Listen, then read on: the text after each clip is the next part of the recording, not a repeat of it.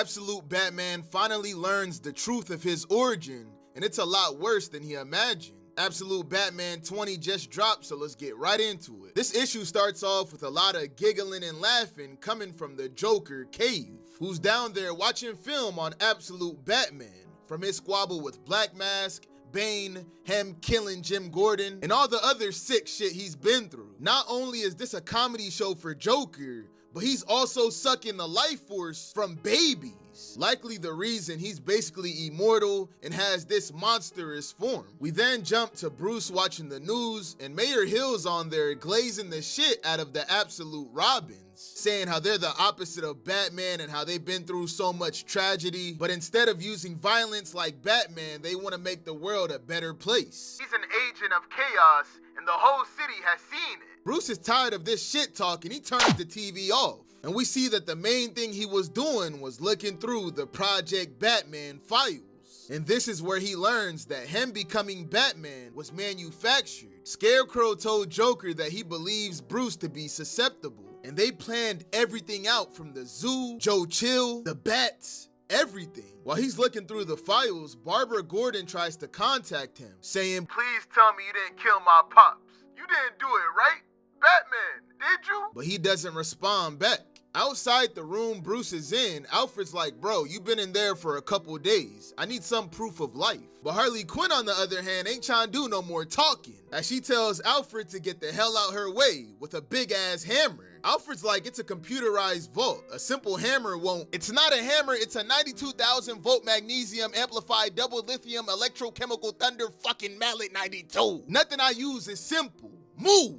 And when she slams that shit on the ground, the door opens up. But when they get in there, Bruce already dipped into the sewer. Alfred asks Harley if she knows where he went, but she's picking up the files like, oh no, as she sees what he was looking through these last couple days. We then cut to Waylon, who's now fully normal again, looking like Luke Cage. He goes to visit Eddie, aka the Riddler, saying they need to go help out Bruce. The Riddler has a new outfit, and it looks like he's able to modify his body, as he made his finger long as shit. The Riddler's answer is basically nah. Waylon's like, "I get it, you have every right to hate Bruce, but can you at least look at me when I'm talking to you?" "I am looking at you, and I'm not angry at anyone. I'm just occupied. We're all occupied, Way." "Lord, occupied or not, we need to figure this shit out." "Figure what out, pal?" "This, the way forward, man. Now where's Harvey?" "Let's take a look." And after looking through some CCTV, Eddie finds Harvey behind a man with two women flipping a poker chip. 39 cases, all killers, thieves, set free because of Harvey's partnership with Batman. So yeah, occupied. And Ozzy, so he pulls up live footage of Ozzy, who's in his club. His henchman tells him that they should call it a night because the floor is dead and everyone went to Cosmos.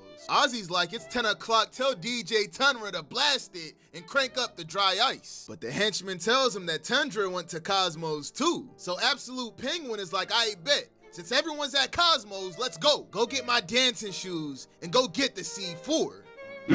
Like I said, everyone's occupied with..." Waylon's like, "Enough, we're falling apart here. Get off with this occupied shit." The Riddler starts explaining the definition of occupied on some ChatGPT shit and tells Waylon they're not falling apart. They're trying to put themselves back together. Waylon's like, "They burned me down too, you know." "Of course I know that, but you're fixed now, Way, and I'm happy for you. But I can still feel the parts of my brain that aren't as fast or accurate as they were before. It's like this riddle I can't solve. Like this core piece of me is missing, and I don't know if I'm ever gonna get it back." "You don't know what that's like. Not anymore." Waylon takes off his glasses like, "Yeah, Eddie, I do."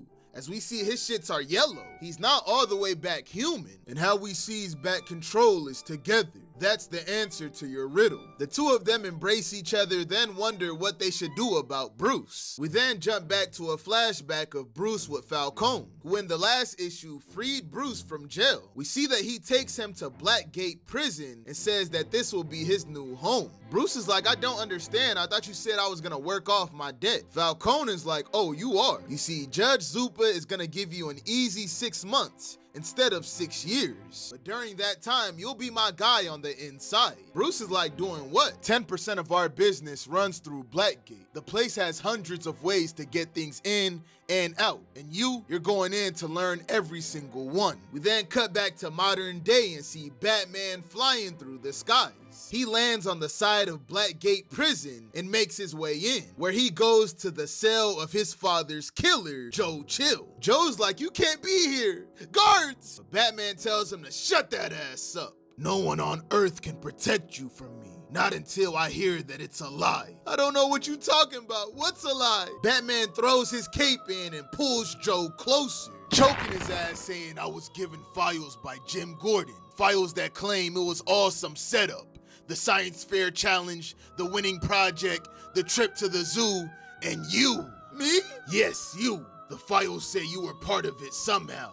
That you went to the zoo with a specific target, Thomas Wayne. That it was all some plot, but his son, Bruce, he comes here every month to talk to you, always looking for an answer to why you did it, and you give him nothing but mumbles, whispers. That man, he pores over the tapes, trying to decipher them, decipher you, all in an effort to understand, to stop it from happening again to some other kid. All the forces that made you, the complex fucking circumstances. But now you're going to tell me that it's that simple? You were an agent of some master plan? No, but you know something. Why else would you suddenly stop talking to Bruce Wayne? And it's just a coincidence they move you into this new wing right after that.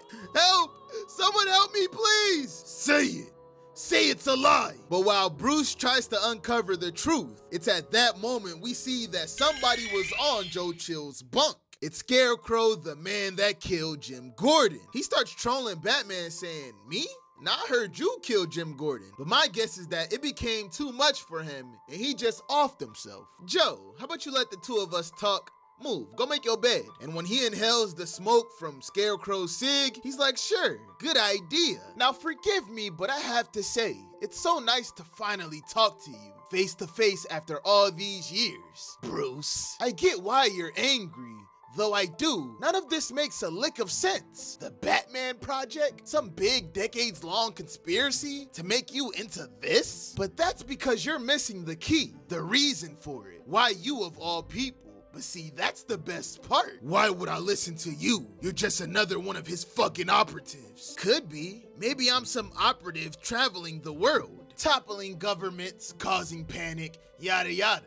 Or maybe I'm just a strong man out for a walk. But we're here to talk about you. Why in the hell was this all done to you? And the reason is your mother, Bruce. Because Martha, she was a loyal member of the Court of Owls, a terrorist. After hearing that, Bruce tries to grab Scarecrow. Shut up! Scarecrow pulls out a pocket knife and stabs Bruce in the bicep. Liar! I'm afraid not, buddy. It's the one part Gordon hid from you. God rest his troubled soul. He figured it'd be too much, but it's true.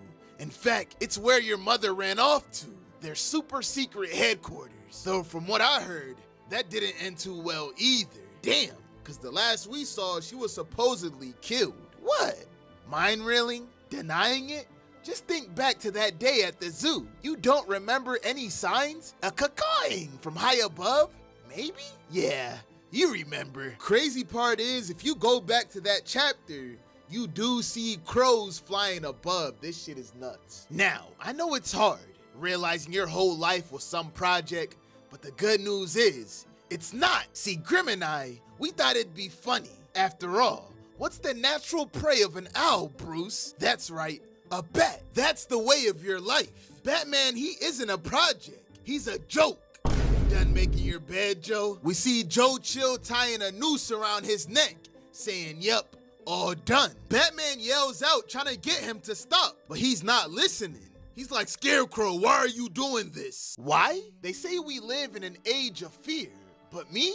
I disagree. Imagine a farmer 100 years ago. He feared tangible things that might come after his crops. Pests, droughts, things he could understand, protect against. Batman throws out his cape trying to save Joe Chill. But these days, that same farmer sits inside the dark, fearing things too big to comprehend, let alone affect 1,000 of them. War, plague, societal collapse, global conspiracies, all while his crops rot outside. Don't do this! And that's not fear. That's something newly grown, something special. That's dread, knowing it's only a matter of time until one of them comes slouching towards us. You can hear it, can't you? The ticking of that clock. Tick, tick, tick. We all can. We're all friends in dread. Don't! So why am I doing this? Because, Bruce, we live in an age of dread, and I, for one, think it's wonderful. Then he cuts Batman's cape, letting Joe Chill hang himself. After seeing that, Batman yells out, I'll tear you apart! But Scarecrow's like, I guess that's my cue to walk on. But you take care, Bruce, and please, keep digging. There's a lot more to discover, and I promise, it's so much worse than you think. After that, the alarm goes off and the cops run to the cell. Batman books it, jumping out the window, gliding away. We then get another flashback of Bruce after he got out of Blackgate prison. Falcone gives Bruce a bat and says, you did a good job in Blackgate, Bruce. It's time to graduate to the bat. Bruce says, I'm not some enforcer. A henchman is like, that's what we all said when it was our turn. At your size, son, don't worry. You'll never have to use it, but everyone has to go through it. You'll do great. It's just a bat, a tool. Nothing special about it at all. Back in the present, Batman calls Alfred while gliding, and he says he killed him right in front of me. I couldn't stop it. It was just like Mr. Gordon, and just like... Alfred's like, who killed who? What are we talking about? Bruce, what in the bloody hell is going on? I don't know anymore. At that moment, we see Dick Grayson in his mech suit emerge from the clouds, saying stop, by the authority of the Robin Initiative, you're under arrest. Batman immediately starts diving towards the ground. Dick is like, and he's running. Robin too, you got him? Jason on the ground says, oh, I got him, and starts spraying his gun at Batman. Dick is like, whoa, watch it, Jason. But we see with all that spraying and praying, he actually hit Batman. Got him! Woohoo! Ground team, close in. R3, copy. And we see Tim Drake, Steph, and Duke Thomas close in on Bruce. He transforms his motorcycle into his mech suit and says, Batman, you would be wise to stay down. Alfred's like, kid, get out of there.